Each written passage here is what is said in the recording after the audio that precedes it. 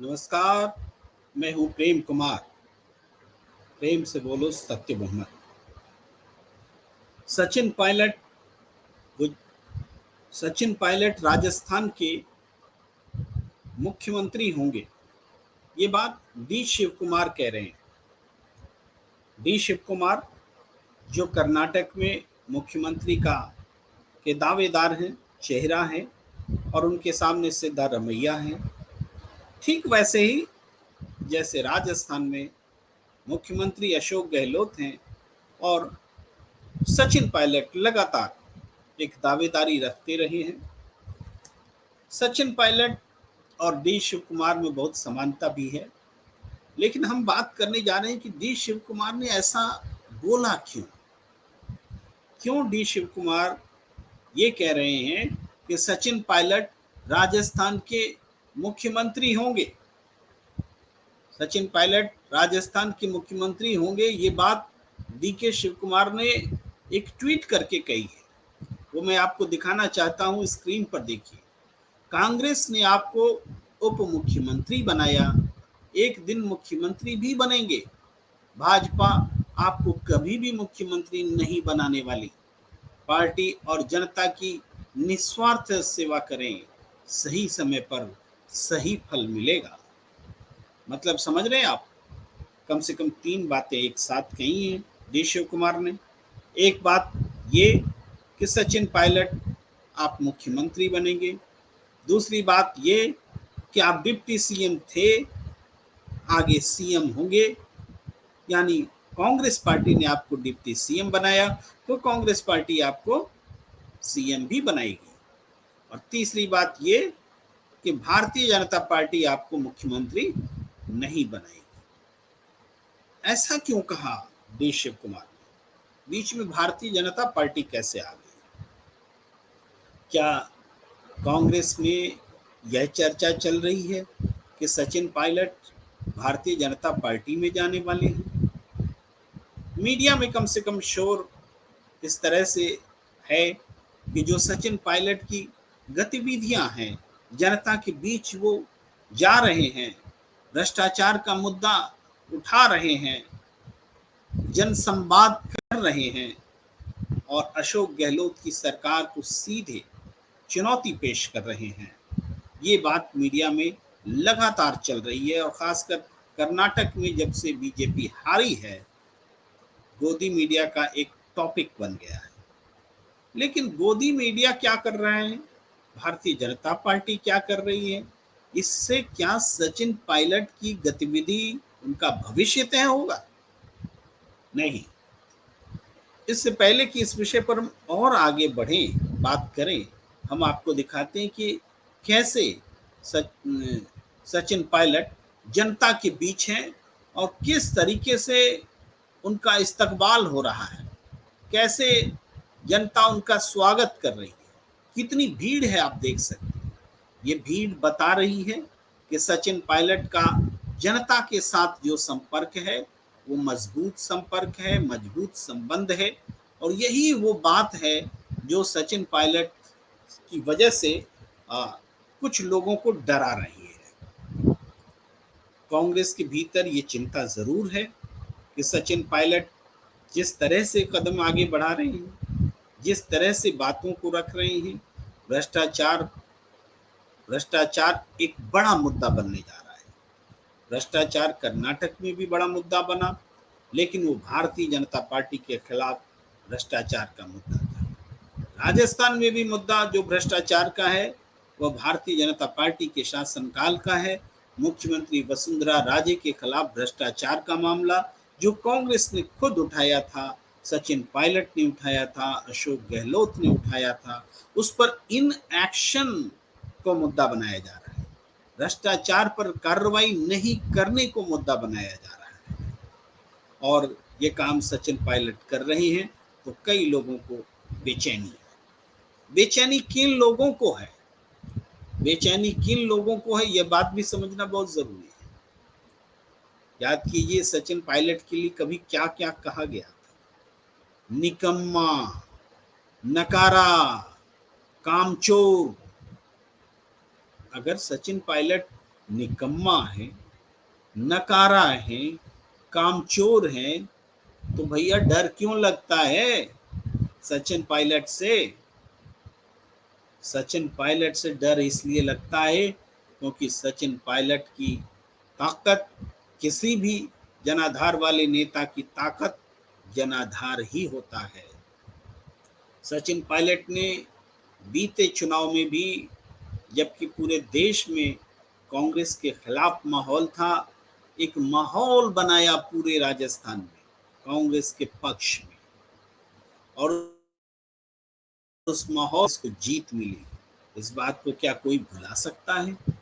जब जीत मिली तो सबको पता है कि अशोक गहलोत और सचिन पायलट को बुलाकर आला कमान ने ये बताया, समझाया कि मिलकर कांग्रेस को मजबूत करना है, सरकार चलानी है और उसमें एक दूसरे का सहयोग करना है। पहले अशोक गहलोत मुख्यमंत्री बन जाएं, वो पहले से भी मुख्यमंत्री हैं, अनुभवी हैं, और उप मुख्यमंत्री के रूप में सचिन पायलट रहे, और बाद में जब अनुकूल स्थितियां आएंगी तो सचिन पायलट को ये जिम्मेदारी दी जाएगी। लेकिन वो समय कभी आया नहीं। ऐसा नहीं है कि कांग्रेस का आलाकमान अपनी बातों को याद नहीं रखता, अपने दिए गए भरोसे को वो भुला देना चाहता है, लेकिन कुछ परिस्थितियां ऐसी हैं, ऐसी बन जाती हैं। अशोक गहलोत जी इस तरह का प्रेशर पॉलिटिक्स खेलते हैं कि आलाकमान उनके सामने बेबस विवश हो जाता है, बेबस हो जाता है। तो ये एक नुकसान सचिन पायलट को रहा और एक फायदा अशोक गहलोत को रहा। लेकिन इस वजह से क्या जन सरोकार के मुद्दे को भुला दिया जाएगा? डी शिव कुमार का एक बार फिर हम आपको वो ट्वीट दिखाते हैं। देखिए, डी शिव कुमार कह रहे हैं, कांग्रेस ने आपको मुख्यमंत्री बनाया, एक दिन मुख्यमंत्री भी बनेंगे। कांग्रेस ने आपको उप मुख्यमंत्री बनाया, एक दिन मुख्यमंत्री भी बनेंगे। भाजपा आपको कभी भी मुख्यमंत्री बनाने वाली नहीं। पार्टी और जनता की निस्वार्थ सेवा करें, सही समय पर सही फल मिलेगा। अब पार्टी और जनता की निस्वार्थ सेवा सचिन पायलट नहीं कर रहे हैं, ऐसा तो नहीं है।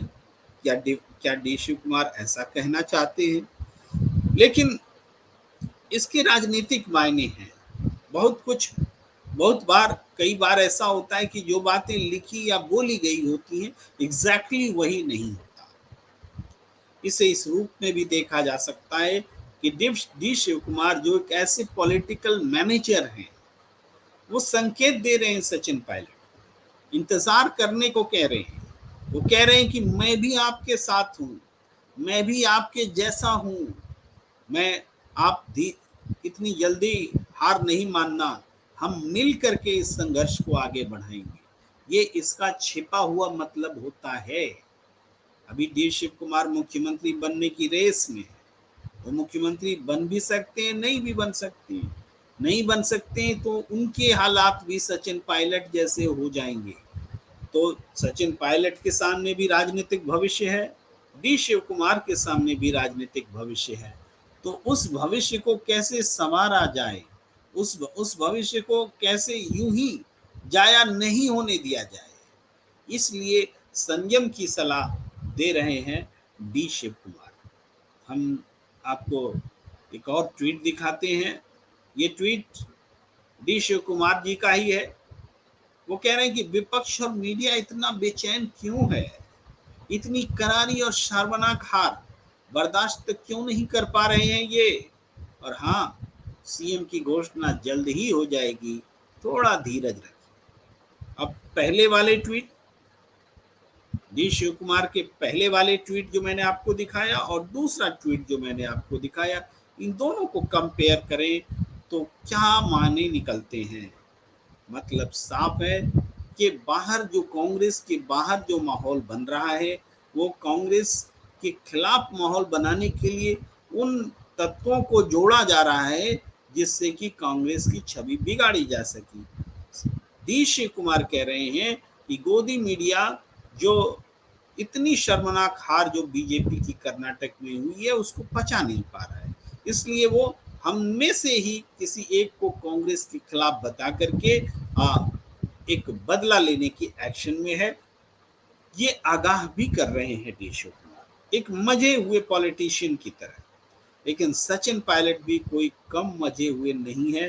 उन्होंने बहुत कम उम्र से राजनीति की है, केंद्रीय मंत्री रहे हैं, राजस्थान के संगठन को संभाला है, डिप्टी सीएम रहे हैं, पार्टी को जीत दिलाई है, जनता से सीधा कनेक्शन है। तो कम से कम डी शिव कुमार से ज्यादा अनुभव रखते हैं सचिन पायलट, ये भी कहने से संकोच नहीं होना चाहिए। लेकिन हाँ, डी शिव कुमार की खासियत कुछ और है।